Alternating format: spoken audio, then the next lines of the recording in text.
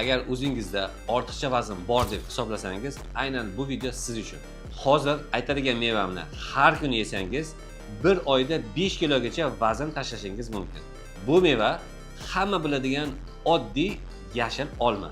Yashil olmani juda ham kaloriyasi kam bo'ladi va ishtahani bo'g'adigan xususiyatga ega. Har kuni kechki ovqatdan oldin 1-2 dona yashil olmani yeyish sizdagi ochlik hissini kamayishiga va kechqurun ko'p ovqatlanmasligingizga sabab bo'ladi.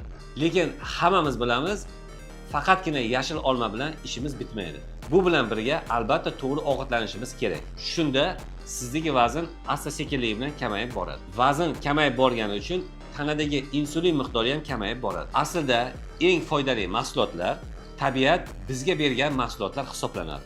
Bu mahsulotlarni ko'proq iste'mol qilishga harakat qiling. Foydali kontentlar uchun sahifamga obuna bo'lib qo'ying.